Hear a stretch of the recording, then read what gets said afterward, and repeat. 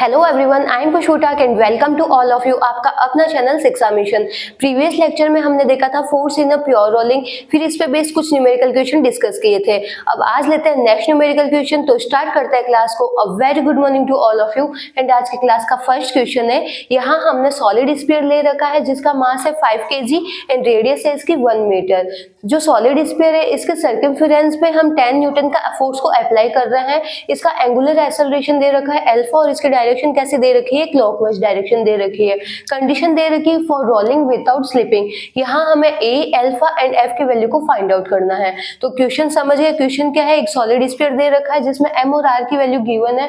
Condition है for rolling without slipping A alpha and F की value को यहाँ पे फाइंड आउट करना है। तो प्रीवियस लेक्चर में हमने देखा था फ्रिक्शन को यहाँ पे हम क्या करते हैं, फॉरवर्ड डायरेक्शन में एज्यूम करते हैं। फ्रिक्शन ले लिया हमने फॉरवर्ड डायरेक्शन में। अब यहाँ पे 3 कंडीशन हो सकती है। अगर फ्रिक्शन यहाँ पे अवेलेबल होगा तो एफ की वैल्यू आ जाएगी। अगर यहाँ पे फ्रिक्शन नहीं होगा तो एफ की वैल्यू क्या आ जाएगी, 0।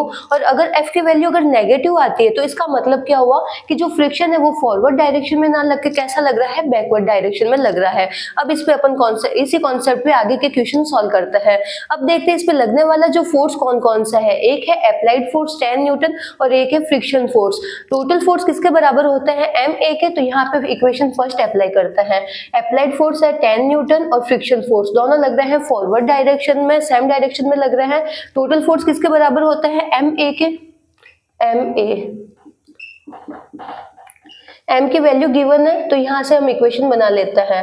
अब ये जो बॉडी है वो क्या है, रोटेशनल मोशन में है। तो रोटेशनल मोशन में क्या आता है, टॉर्क आता है। तो टॉर्क के लिए भी अपन सेम इक्वेशन लिखेंगे। टॉर्क क्या होता है, आर क्रॉस एफ और आई अल्फा।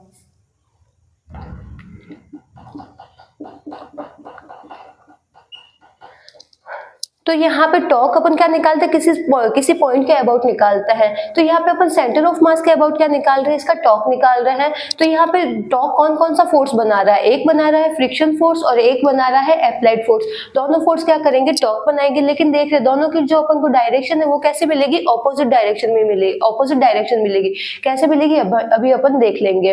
पहले देख रहे हैं कि जो अप्लाइड फोर्स है इसकी वजह से कितना टॉर्क बन रहा है। तो आर की value R cross F, R into 10। अब देख रहे हैं जो फ्रिक्शन फोर्स है वो कितना टॉर्क बनाएगा, R cross F।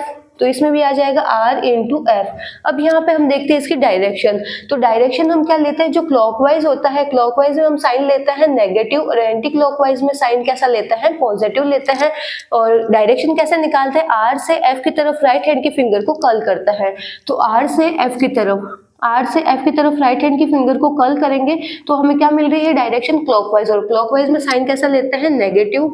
Friction force की वजह से देख रहे हैं आर से एफ की तरफ क्या मिल रही है, एंटी क्लॉकवाइज डायरेक्शन और साइन कैसा ले लेंगे हम, पॉजिटिव।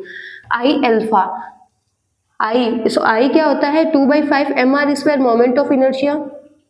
अल्फा की डायरेक्शन हमें कैसे मिल रही है, क्लॉकवाइज, और क्लॉकवाइज का साइन हम लेते हैं नेगेटिव। अब यहाँ पे हमने जो क्लॉकवाइज को नेगेटिव और एंटी क्लॉकवाइज को पॉजिटिव लिया है तो हमें इक्वेशन क्या मिल रही है, नेगेटिव फॉर्म में मिल रही है अल्फा। तो यहाँ पे हम क्लॉकवाइज को पॉजिटिव मान सकते हैं और एंटी क्लॉकवाइज को नेगेटिव भी मान सकते हैं।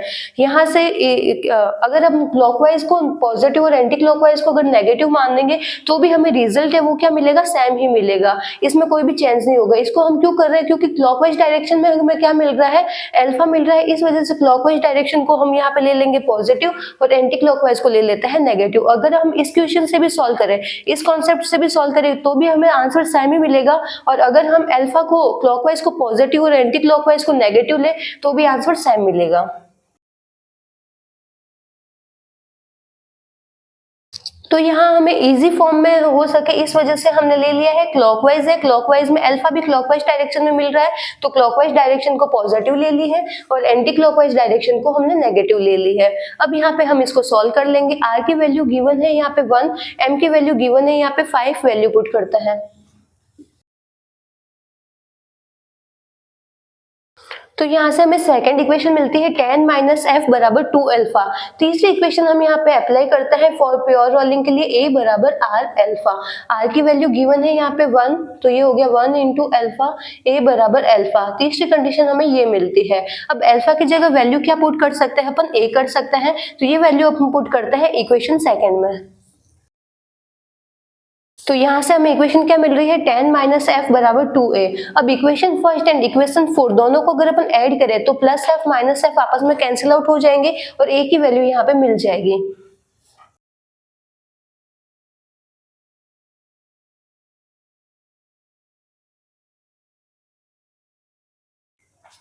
लीनियर एक्सेलरेशन की वैल्यू क्या मिल रही है 20/7 मीटर पर सेकेंड स्क्वायर। इक्वेशन थर्ड अपन को क्या मिल रही है a और अल्फा दोनों की वैल्यू हमें क्या मिल रही है इक्वल मिल रही है, तो अल्फा की वैल्यू भी हमें क्या मिल जाएगी 20/7 रेडियन पर सेकेंड स्क्वायर। a की वैल्यू फाइंड आउट कर ली, अल्फा की वैल्यू फाइंड आउट कर ली। अब हमें निकालनी है फ्रिक्शन की वैल्यू, तो फ्रिक्शन की वैल्यू निकालने के लिए a की वैल्यू फाइंड आउट कर ली, ये वैल्यू हम यहाँ पे पुट करेंगे तो फ्रिक्शन की वैल्यू आ जाएगी।